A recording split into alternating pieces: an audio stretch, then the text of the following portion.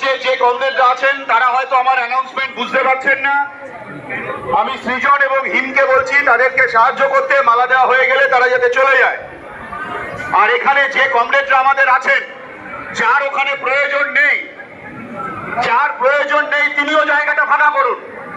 আমাদের পার্টির পলিট ব্যুরোর মেম্বার, রাজ্যের নেতৃত্ব বাদ দিয়ে এখানে আর কেউ দাঁড়াবেন না।